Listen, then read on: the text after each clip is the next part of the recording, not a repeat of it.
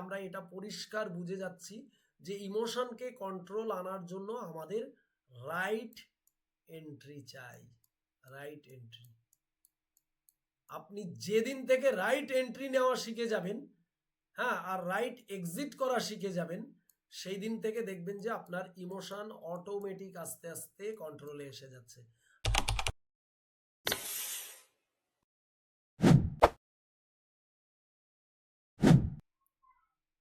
এখানে একটা রেজিস্ট্যান্স আপনি রেখেছেন, এখানে একটা সাপোর্ট রয়েছে।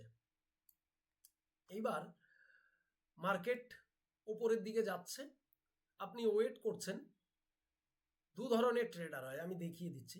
একটা হয়েছে এরকম ব্রেক হয়ে যায়, ব্রেক হয়ে যাওয়ার পরে এরকম করে মার্কেট ওপরে যায়। এবার এখানে অনেকে আছে এই ওয়েট করে এখানে ট্রেড নেওয়ার জন্য, এই জোনটার জন্য অপেক্ষা করে। আবার অনেকে আছে এই ব্রেক হওয়ার আগেই ট্রেড নিয়ে নেয়, ব্রেক হওয়ার আগেই এখানে ট্রেড এন্ট্রি নিয়ে নেয়। একদম এটা তো সঠিক নাই। এটা যদি আপনার কোনো কারণে লাকলি লেগে যায় তাহলে আপনি অনেক বড় প্রফিট পেলেন, কিন্তু ম্যাক্সিমাম ক্ষেত্রে ট্র্যাপ হয়ে গেলে এটা সব থেকে বড় লস হয়। তার কারণ কি আমি বোঝাই। ইমোশন কন্ট্রোল করা বা ইমোশনাল হয়ে পড়া বা ভয় পাওয়ার সব থেকে বড় রিজন কোথায় জানেন? লস। কিভাবে লস? আমি একটা জিনিস দেখিয়ে দিই। এটা একটা রেজিস্ট্যান্স, এটা একটা রেজিস্ট্যান্স, মার্কেট ওপরে যাচ্ছে। একদম সাধারণ একটা জিনিস আমি বুঝিয়ে দিই। মার্কেট ওপরেই আসছে এখান থেকে। এবার আপনার মনে হচ্ছে এখান থেকে ব্রেক হবে। এবার আপনি এখানে ট্রেড নিয়ে নিলেন, আগেই ট্রেড নিয়ে নিলেন। এবার মার্কেট সত্যি সত্যি ব্রেক হয়ে গেছে, হ্যাঁ। তো এবার আপনি কি করবেন? ওয়েট করবেন প্রফিট বুক করার জন্য এই জায়গায়, হ্যাঁ। এবার মার্কেট দেখা গেল এখান থেকে নিচের দিকে চলে আসলো, নিচের দিকে চলে আসলো, আপনি ট্র্যাপ হয়ে গেলেন, লস নিয়ে বেরিয়ে গেলেন, প্রফিট বুক করতে পারলেন না। এটা এক ধরনের সমস্যা। কেন? আপনি আগে থেকেই ব্রেকআউট হওয়ার আগেই ঢুকে পড়েছেন, কিন্তু আপনি এটা আইডেন্টিফাই করলেন না যে এটা গুড ব্রেকআউট না ফেক ব্রেকআউট। এটা কিন্তু আপনি আইডেন্টিফাই করলেন না বা এটার জন্য ওয়েট করলেন না। তাহলে আমাদের কি করতে হবে? আমাদের ওয়েট করতে হবে। রেজিস্ট্যান্স এখানে আমরা ওয়েট করব, প্রাইস মুভমেন্ট নিচ্ছে, আসছে। এবার প্রাইস এখানে সময় কাটাচ্ছে, রেজিস্ট্যান্সের কাছে সময় কাটাচ্ছে। প্রাইস সাডেন ব্রেক করেছে, সাডেন ব্রেক করলে আমরা এখানে ট্রেড নেব না। 100% আমি দেখিয়ে দিতে পারবো প্রতিটা চার্টে খুলে, রেজিস্ট্যান্সের পরে এরকম মার্কেট উঠে গেলেও যদি অনেকটা উপরে উঠে যায় তবুও রিটেস্টমেন্টে আসেই। সেটা 1 ঘন্টা পরে হোক আর 2 ঘন্টা পরে হোক, রিটেস্টমেন্টে আসবেই আসবে, হ্যাঁ। কিন্তু আমরা অনেকে মনে করি রিটেস্টমেন্টে আসবে না। এইবার এখানে প্রবলেম কি হয়? এক ধরনের ট্রেডার এখানে ঢোকে, আর এক ধরনের ট্রেডার এই ব্রেকআউট হয়েছে দেখে এই জায়গায় ঢুকে পড়ে। কেউ এই জায়গায় ঢুকে পড়ে, কেউ এই জায়গায় ঢুকে পড়ে, বা কেউ কেউ এরকম টপেও ঢুকে পড়ে। এবার সমস্যাটা কোথায় হচ্ছে ভালো করে দেখেন। যদি কোনো ব্যক্তি এই জায়গায় ব্রেকআউট দেখে সেই ক্যান্ডেলের ক্লোজিং বা এই ক্যান্ডেলের মাথায় গিয়ে এন্ট্রি নিয়ে নেয়, তাহলে এখান থেকে নিশ্চয়ই সে এসএল কোথায় রাখবে? নিশ্চয়ই এটা একদম সাধারণ ব্যাপার, সে এইখানে এসএল রাখবে। একদম লজিক্যালি এটা সাধারণ একটা বাচ্চা ছেলেও বুঝতে পারবে, সে এসএল এখানে রাখবে। এসএল সে কিন্তু এখানে রাখবে না। তাহলে এসএল যদি এখানে রাখে তাহলে তার এসএলটা কতটুকু হলো? এই পর্যন্ত হলো।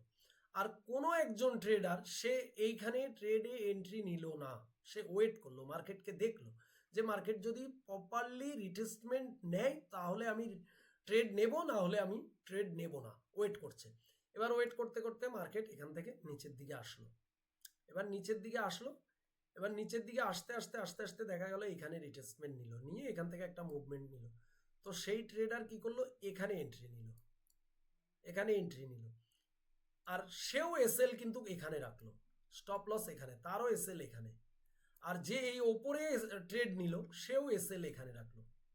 এবার আপনারা তাকিয়ে দেখেন দুজনের এসএল এর মধ্যে তফাৎ কোথায়। এর এসএল হয়েছে 5%, এর এসএল হয়েছে 5%, আর এর এসএল হয়েছে 15%।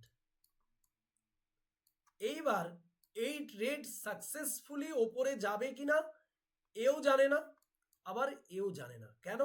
ট্রেডিং একটা প্রবাবিলিটি। এখানে 100% কেউ বলতে পারবে না, 60% 70% অ্যাকুরেন্সি দিতে পারবে। তাহলে ধরে রাখুন আমরা দুজনের, দুটো ট্রেডারের কেউই জানে না কি ঘটবে, এসএল যাবে না ওপরে যাবে। ধরে নিলাম এসএলই যাবে। তাহলে এই যে ট্রেডার ওপরে ট্রেড নিয়েছে তার 15% যদি এসএল যায়, তাহলে ধরেন এর এখানে কথার $20 স্টপ লস যাবে, তাহলে সেখানে এই 5% যার থাকবে তার 5% লস যাবে, অর্থাৎ $5 লস যাবে, এসএল যাবে $5, আর এর দেখা গেল $20 লস যাবে। তাহলে এখানে আপনারা নিজেরা বলুন প্যানিক কে বেশি হবে, এ বেশি প্যানিক হবে নাকি এ বেশি প্যানিক হবে, কে প্যানিক বেশি হবে? 15% যার এসএল থাকবে সে প্যানিক বেশি হবে, সে ভয় পাবে বেশি, তার ইমোশন সব থেকে বেশি আনকন্ট্রোলে থাকবে, সে বেশি ইমোশনাল হয়ে পড়বে। আর যার 5% অর্থাৎ $5 লস হবে, সে একদম পারফেক্ট জায়গায় ট্রেড নিয়েছে এবং ছোট এসএল নিয়েছে, অর্থাৎ ছোট্ট একটা লস হবে, তার ইমোশন কিন্তু একদম স্টেবল থাকবে, তার কিন্তু কোনো রকম ইমোশনের সমস্যা হবে না।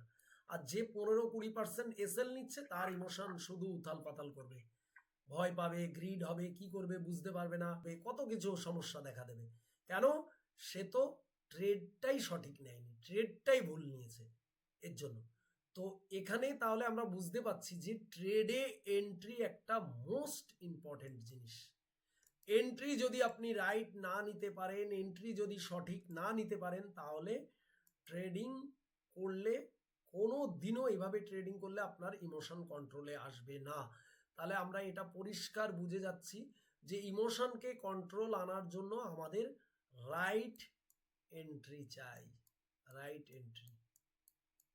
আপনি যেদিন থেকে রাইট এন্ট্রি নেওয়া শিখে যাবেন, হ্যাঁ, আর রাইট এক্সিট করা শিখে যাবেন, সেই দিন থেকে দেখবেন যে আপনার ইমোশন অটোমেটিক আস্তে আস্তে কন্ট্রোলে এসে যাচ্ছে।